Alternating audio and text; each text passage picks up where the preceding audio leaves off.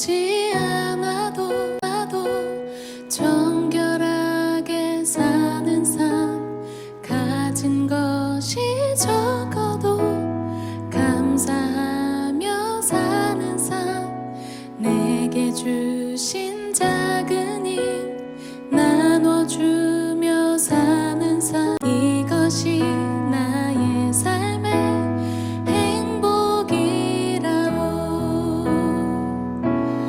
이것이 행복이라오.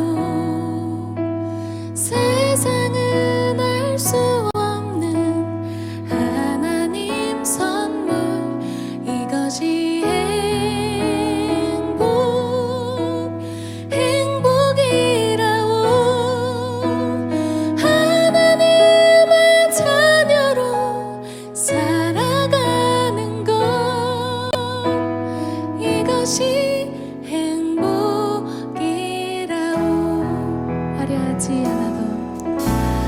화려하지 않아도 정결하게 사는 삶, 가진 것이 적어도 감사하며 사는 삶, 내게 주신 작은 힘 나눠주며 사는 삶, 이것이 나의 삶의 행복. 우리 한 번 더 고백합니다.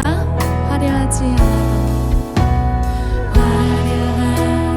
않아도 정결하게 사는 삶, 가진 것이 적어도 감사하며 사는 삶, 내게 주신 작은 힘 나눠주며 사는 삶, 이것이 나의 삶의 행복이라오. 이것이 행복이라오.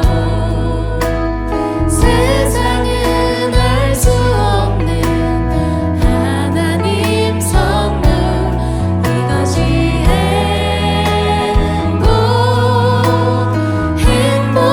행복이라오. 하나님의 자녀로 살아가는 것, 이것이 행복이라오. 눈물 날 일 많지만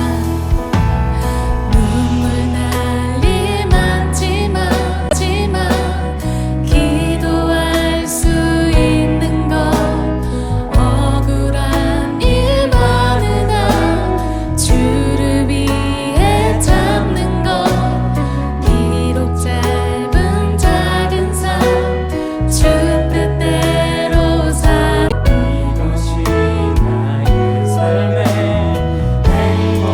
우리 한 번 더 고백하겠습니다. 눈물 날 일 많지만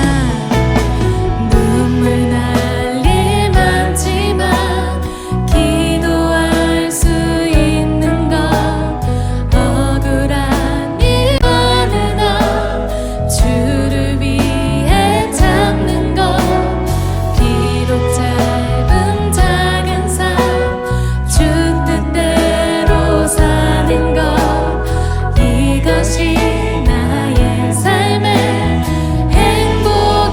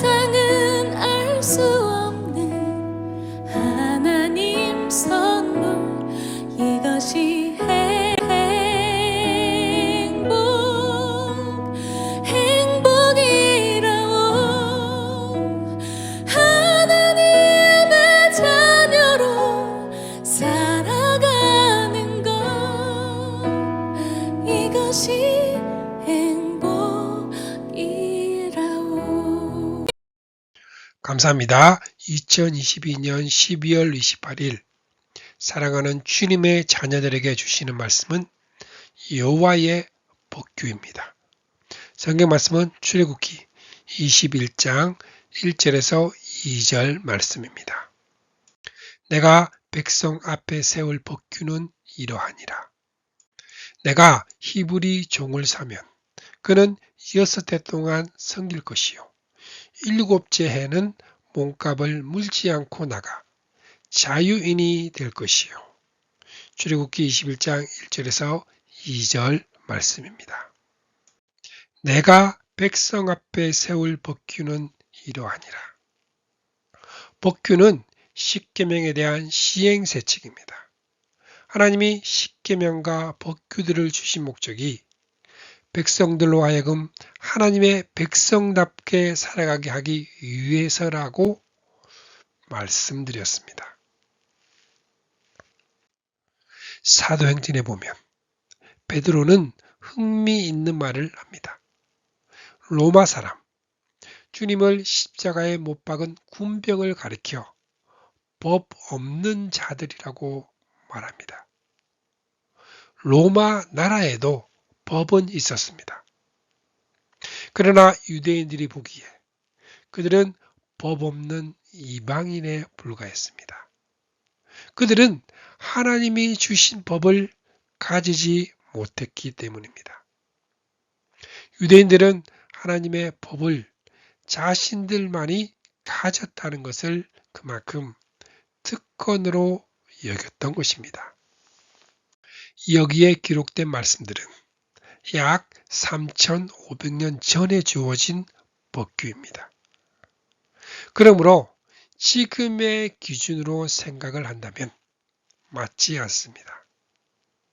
그러나 법규의 정신은 사랑임을 잊어서는 안 됩니다. 그리고 결론적으로 잊지 말아야 할 점은 이 법규들은 우리들을 그리스도에게로 인도하고 있습니다. 첫 번째로 남녀 종에 관한 법규입니다. 출애굽기 21장 5절 말씀에 만일 종이 분명히 말하기를 내가 상전과 내 처자를 사랑하니 나가서 자유인이 되지 않겠노라 하면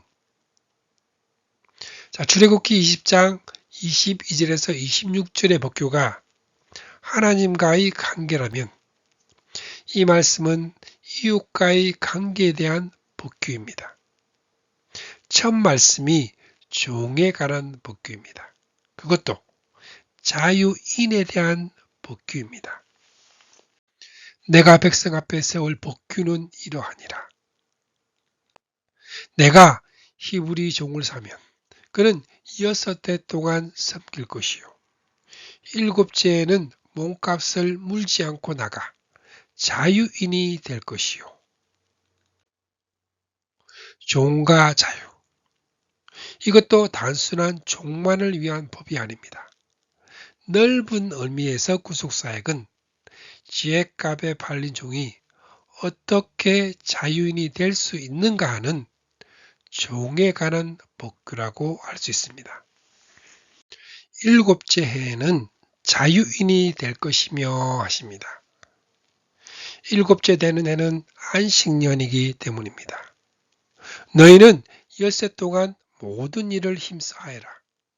그러나 7째 날은 주 너희 하나님의 안식일이니 너희는 어떤 일도 해서는 안 된다 하신 제4계명인 안식일 원리에 대한 시행세칙입니다.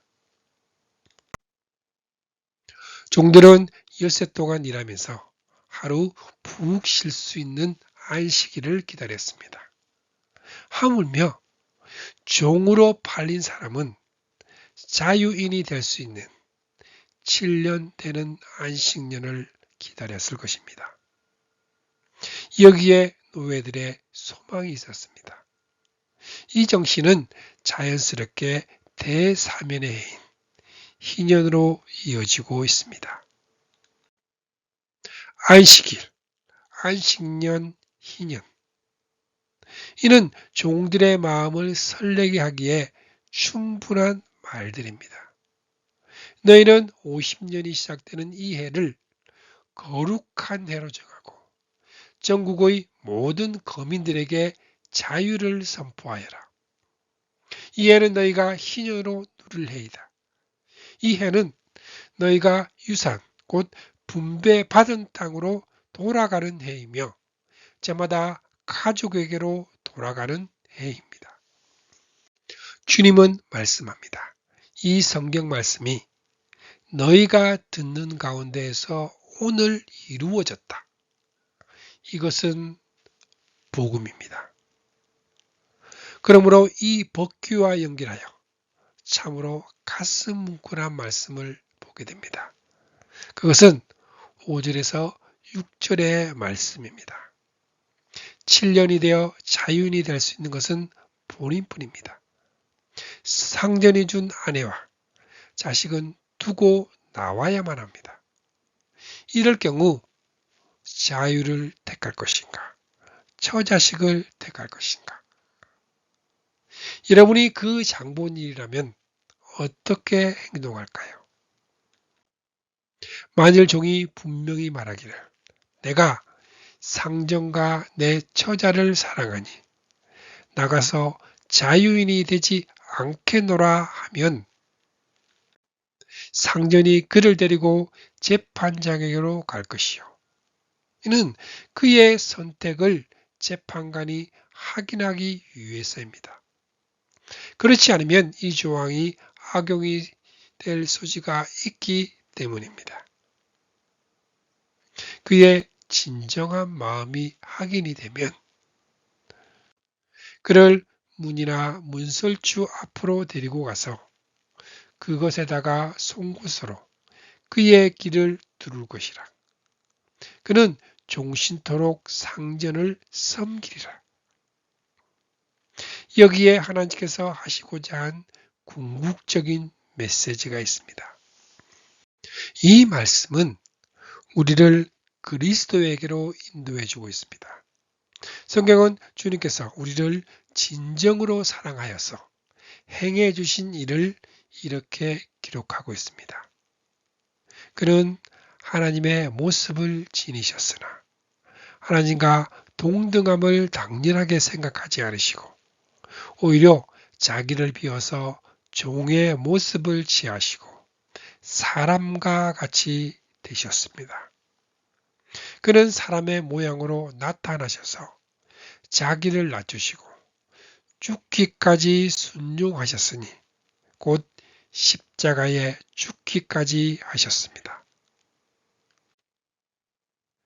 주님이 죽기까지 복종하시는 종의 길을 택하신 것은 상전가, 즉 하나님과 처자를, 즉 우리를 진정으로 사랑하시기 때문입니다. 그리하여 길을 뚫는 고통이 아니라 십자가에 수족이 못 박히는 고난을 당하셨던 것입니다. 여기에 우리의 문제가 제기됩니다. 자기들을 진정으로 사랑하여 자유를 포기하고 종이 되기를 자원해 준 남편이자 아빠를 맞이하는 처자식들이 바로 우리의 처지입니다. 남편을, 아빠를 이전보다 더욱 사랑해야 합니다. 지금 우리는 그렇게 하고 있나요? 성경은 말씀합니다. 나는 자녀들을 타이르듯이 말합니다. 보답하는 셈으로 여러분도 마음을 넓히라고. 두 번째로 생명보호에 관한 법규입니다.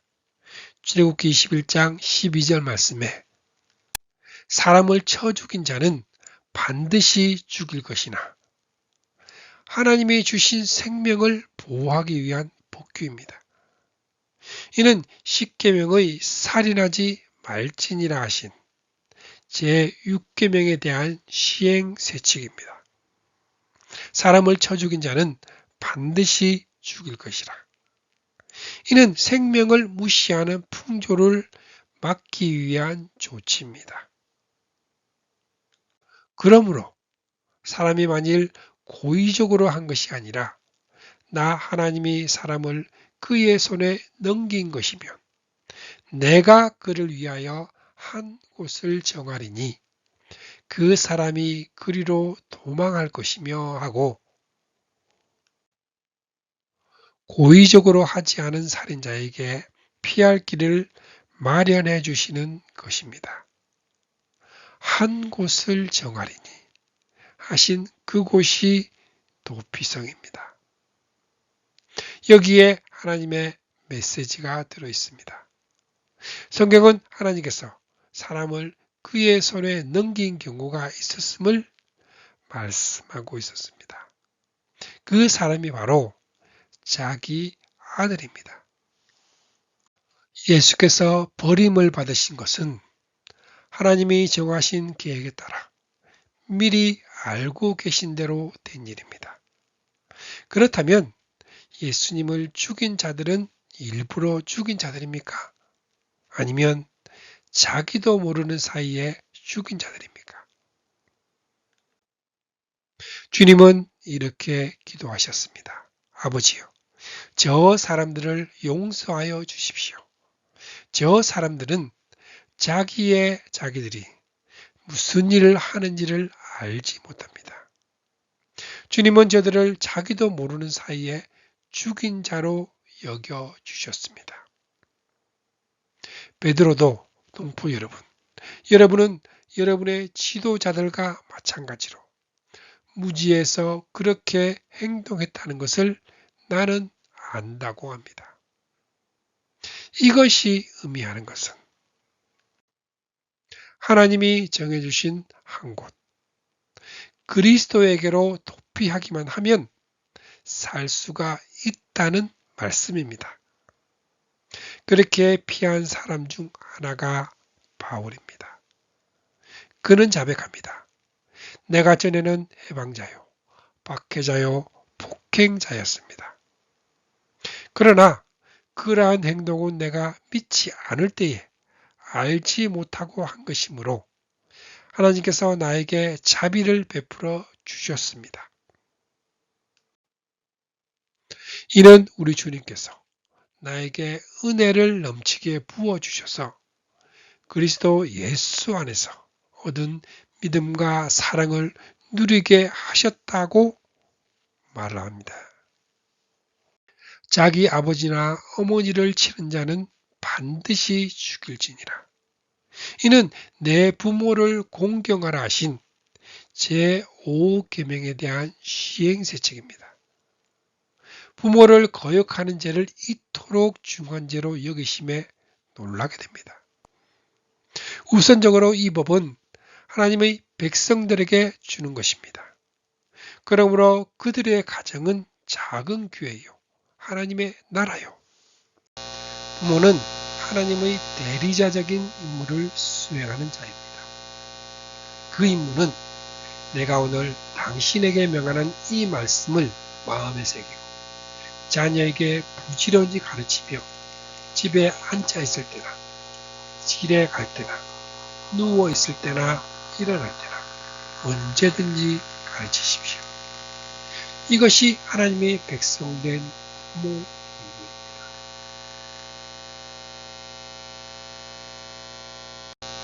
노아의 아들들이 방주를 예비하는 아버지 노아를 거역하였다면 어찌 되었을까요? 그러므로 부모를 거역하는 것이 하나님을 거역하는 것만큼 중요한 것입니다. 17절에서도 그 아버지나 그 어머니를 저주하는 자는 반드시 죽일지니라.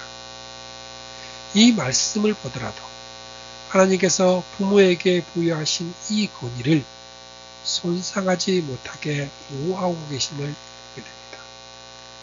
오늘날에도 이런 자식들이 있어도 반드시 죽인다. 사형에 처할 수는 없을 것입니다. 그러나 재창조함을 받은 그리스도인들의 가정들은 파괴당한 원죄 아래에 있는 불신자의 가정과는 분명히 달라야 합니다. 성경에 그대는 이것을 알아두십시오. 말세에 어려운 때가 올 것입니다.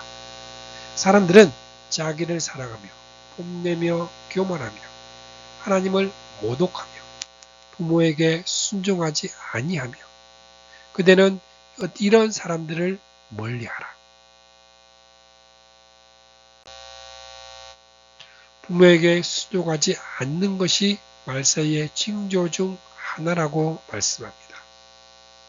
오늘날은 자녀들에게만 문제가 있는 것이 아닙니다. 이 규례는 우리로 하여금 그리스도인 부모된 자의 사명을 제대로 감당하고 있는가를 생각하게 합니다. 16절 말씀에 사람을 납치한 자가 그 사람을 팔았든지 자기 수하에 두었든지 그를 반드시 죽일지니라. 사람을 납치한 자, 유괴한 자는 생명의 존엄함을 무시한 자요. 사람의 영혼을 사냥하는 자니 중벌을 받아야 합니다. 출애굽기 21장 23절에서 25절 말씀에는 생명은 생명으로, 눈은 눈으로, 이는 이로, 손은 손으로, 발은 발로, 된 것은 된 것으로, 상하게 한 것은 상함으로, 때린 것은 때림으로 갚아지리라. 이는 철저하게 보복하라는 뜻이 아닙니다. 고대 사이에 있었던 그 이상의 부목을 억제시키는 장치입니다. 이것이 이어지는 말씀 속에 나타납니다. 사람이 그 남종의 한 눈이나 여종의 한 눈을 쳐서 상하게 하면 그 눈에 대한 보상으로 그를 놓아줄 것입니다. 그 남종의 이나 여종의 이를 쳐서 터뜨리면 그 이에 대한 보상으로 그를 놓아줄지니라. 그러므로 성경은 여기서 끝나는 것이 아니라 한 백성끼리 앙심을 품거나 원수 갚는 일이 없도록 하여라. 다만 너는 너의 이웃을 내 몸처럼 사랑하라고. 출애굽기 22장은 배상에 관한 부분입니다. 크게 두 부분으로 나눌 수 있습니다. 전반부는 10계명 중 8번째 계명인 도둑질하지 말라는 말씀에 대한 시행세칙입니다. 만일 도둑질을 했거나 남에게 손해를 끼쳤다면 배상하라고 말씀합니다. 후반부에서는 여러 가지 윤리적인 법을 말씀합니다. 핵심적인 말씀은 나는 자비로운 사람이다. 그러므로 너희는 나를 섬기는 거룩한 사람이라고 말씀합니다.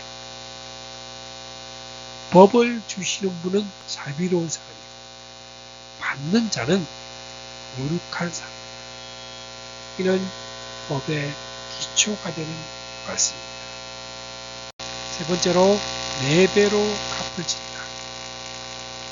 10계명은 크게 하나님을 사랑하고 이웃을 사랑하라는 두 계명으로 요약할 수 있습니다. 그리고 두 계명은 불가분의 관계로 그중 하나를 범하면 모두 범할 것입니다. 그러므로 도둑질한 죄라 해도 사람에게 배상만 해주면 무말이다. 그렇지가 않은 것입니다. 반면에 하나님께 회개하기만 하면 된다. 그것도 아니라는 것입니다. 피해자에게 배상도 하고 하나님께 회개를 해야 합니다. 세상 법에도 형사상 책임과 민사상 책임을 함께 묻고 있습니다. 그리고 하나님의 법에서는 소 하나에는 소 5마리로, 양 1마리에는 양 4마리로 갚아야 한다. 삭개오가 주님께 내 소유의 절반을 가난한 사람들에게 주겠습니다. 내가 누구에게서 강제로 빼앗은 것이 있으면 4배로 갚아주겠다고 말한 것이 이것을 생각했기 때문입니다. 출애굽기에 언급하고 있는 배상의 법을 레위기의 속건제를 통하여 좀 더 구체적으로 말씀하고 있습니다. 하나님께서 제정하신 5대 제사 중에 속죄제와 속건제가 있습니다. 그중 속건제는 그게 하나님께 드려야 할 것을 드리지 않는 성물에 대한 법과 남에게 손해를 끼친 사람에 대한 법으로 나눌 수 있습니다. 성물, 하나님께 잘못한 것은 물론이요, 사람에게 피해를 준 경우에도 모자람이 없이 다 갚아야 합니다. 그리고 물어내는 물건의 값의 5분의 1에 해당하는 값을 보태어 본래의 임자에게 갚아야 합니다. 여기서 끝나는 것이 아니라 그는 또 그 속건 제물을 여호와께 가져와야 합니다. 이는 하나님께 배상하는 의식입니다. 왜냐하면 하나님의 백성들이 범하는 어떤 죄든지 하나님에게 돌아가게 되기 때문입니다. 속죄제와 속건제는 모두 다 주님께서 단번에 드려주실 대속제물에 대한 모형입니다. 이사야 53장 10절 말씀에 그가 그의 영혼을 속건제물로 여기면 주께서 속죄제물이 되실 뿐만이 아니라 속건제물이 되셨다고 말씀합니다.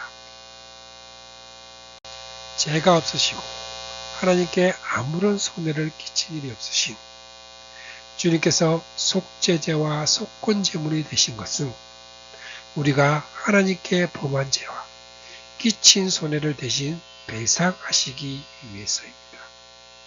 성경은 말씀합니다. 그가 그대에게 잘못한 것이 있거나 빚진 것이 있거든 그것을 내 앞으로 달아놓으십시오. 나 바울이 친필로 이것을 씁니다. 내가 그것을 갚아주겠습니다. 사도 바울은 그리스도의 예수의 심정으로 이렇게 말씀하고 있습니다. 이웃에게 손해를 끼치지 않도록 조심하십시다.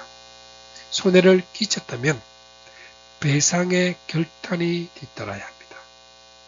그렇게 할 때 회개에 알맞는 열매를 맺을 수 있습니다. 이웃에게 손해를 끼치게 되면 그 욕은 결국 하나님 아버지께로 돌아가게 됩니다. 주님을 또다시 속건제물이 되게 할 수는 없습니다. 네 번째로 거룩한 사람이 되자. 여러 가지 윤리적인 법을 말씀합니다. 출애굽기 22장 18절 말씀에 너는 무당을 살려두지 말라. 짐승과 행음하는 자는 반드시 죽여지니라. 여호와 외에 다른 신에게 제사를 드리는 자는 멸할지니라. 이는 경건하지 않다. 하나님을 사랑하지 않는 것에 대한 법입니다.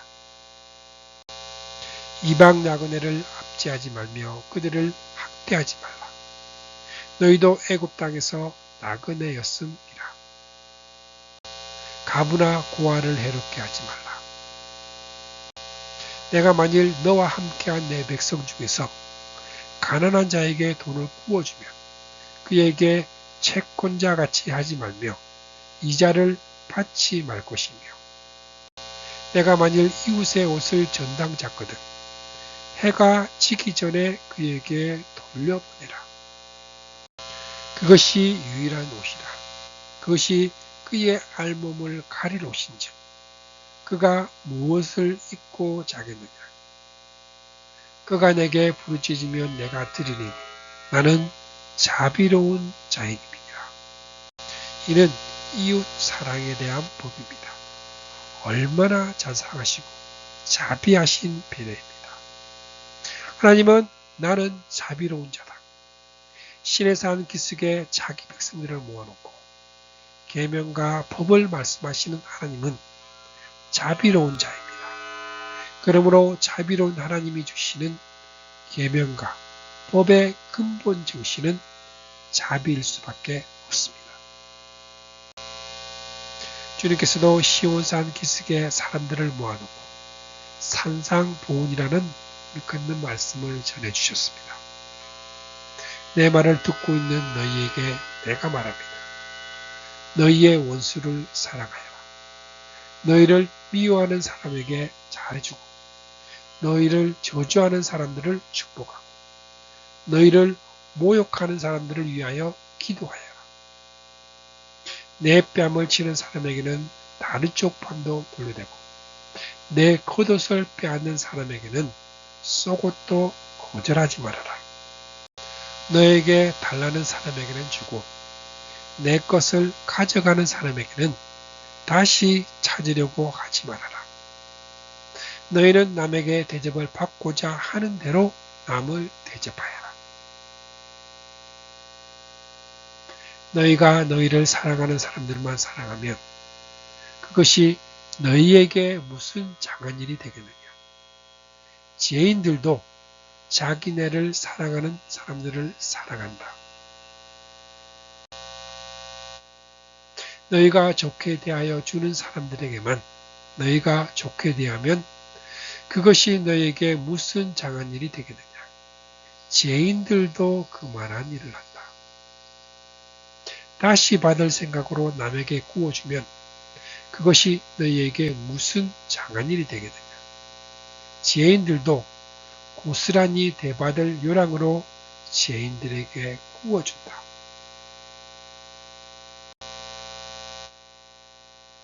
그러나 너희는 너희 원수를 사랑하고 좋게 대하여 주고 또 아무것도 바라지 말고 구워주거라.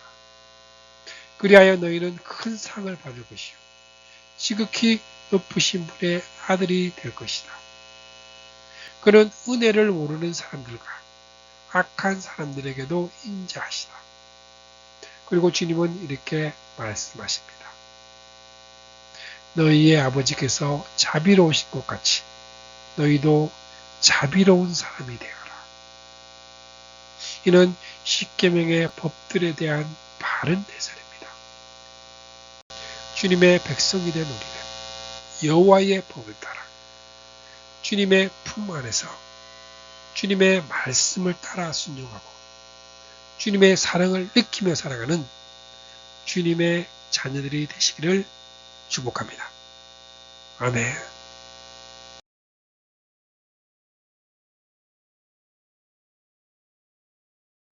말씀을 통해 주님의 사랑을 느끼며 주님의 은혜의 축복을 받는 기도의 시간입니다.